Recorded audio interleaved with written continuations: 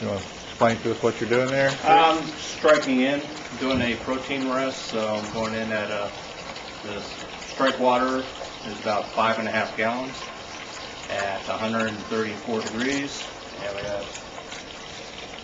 I forget how many pounds of grain right here, 16 pounds of grain, filter malts, and we're trying to raise it up to 122 degrees Fahrenheit.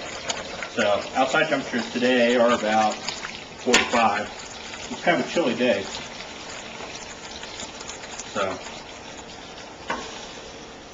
had to bring, 135 degrees.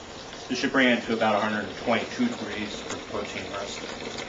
I don't know how much Celsius that is, but all right, so we finished doughing in and added the specialty grains also.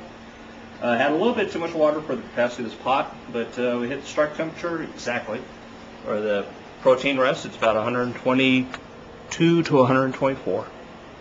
Close enough for government work.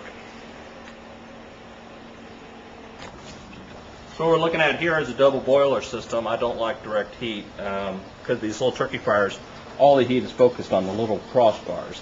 So you got an outside pot. Got an outside pot that's full of water, about half full of water, and then an inside pot. So that's the handles hold it up off the bottom. So that's perfect. That's how I did my step mash to go from the protein rest at 122 to our sacrification rest, which is at 149. So that's kind of a low sacrification rest. Normally it's around 153, but I think this one's going to have a little more alcohol too because it's Dogfish Head 90. So more alcohol, more flavor. All right.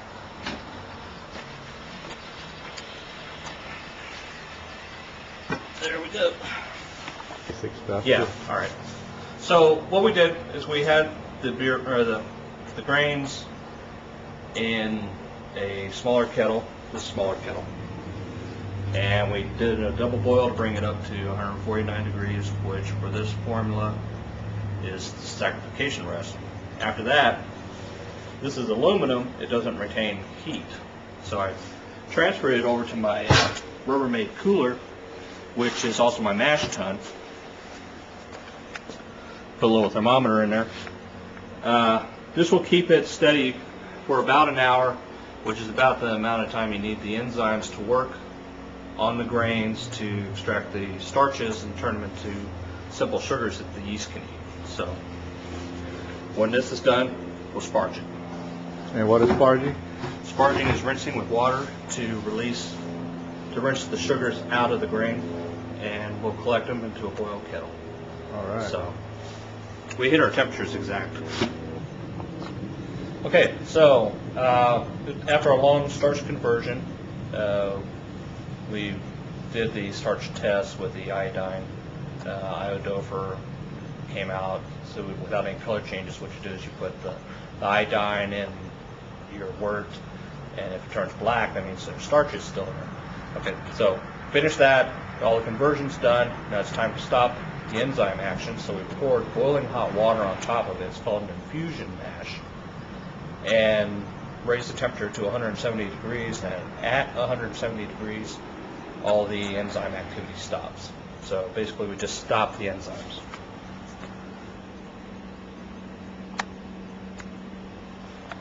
And next, we let it rest for a little while, and then we sparge.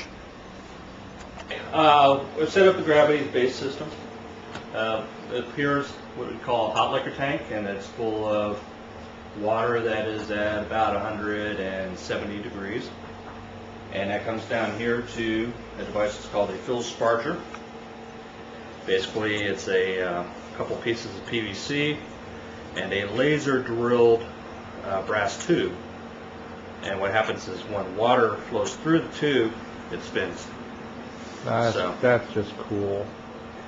I just noticed I'm missing an end piece, so I have to fix that before I do that. This, of course, is the mash tun. It's full of the wort and grains and everything else. Got a Bazooka T screen at the bottom, which is the filter. And what I'm going to do first is collect first runnings. We've already done a recirculation. That's hard to say. We've recircled it to kind of clear it up and make sure that the grain bed is set and all that. So I'm confident that when I do the first runnings, I'm going to get clear wort. the idea is to separate the bulk from the juice, the grist from the wort. So that's it. And I'll do this until the water level is just above the grain bed. And once that's done, I will stop running off here, and I'll start the sparger. All right, so we finished sparging, and we've collected our wort. And then this is a 105-minute boil. So we got it's a good rolling boil now. Nice rolling boil. And the first hop addition goes at 90 minutes. It's a Dogfish Head 90 clone. So there you go, hop additions. 1, So you're just 2, going to split it up into roughly 10 additions, right? 3. One every 10 minutes? What I did is I took all the different hops. There's Magnum, Simcoe, and Amarillo in here. I ground them all up nice and fine, and then I mixed them real well. So it's easy just to measure it out. So Dogfish Head adds them continually, but you're just going to do Yeah. every 10-minute addition, right? They just created a new device, Sam Calagione, whatever, however you say his name. Calagione or Yeah. something? Sam, the Italian guy from Dogfish Head. He created a new device. He likes to name his devices. He had Randall, the enamel animal. And, I did see that. yeah, and now he's got Sofa King Hoppy. Sofa King Hoppy. So say that real fast. Sofa King Hoppy. Yeah. And what's it do? It's a cannon that shoots hops into his beer continuously. That's how he's doing his continuous Oh, okay. hop additions now. I'll have to add the link there somewhere so somebody can find that. Can Yeah, you it's an buy interesting this? Or article. can you buy it, or is it just an article about how he does It's just it? an article. All right. This is a new addition to the brewery. Beer science. There we go. Okay, so we finished our boil. We just did flame out a few minutes ago. Put the wort chiller inside the hot wort and cooled it off quickly. We dropped the temperature as fast as we could, and now we're recirculating with a trash can full of ice water. So what this does is we'll hopefully bring the temperature of the wort down to approximately, let's say 65 degrees or something that's decent for pitching the yeast. So we're trying to get the temperature cool as fast as possible so that we reduce the chance of having DMS precursors in the beer.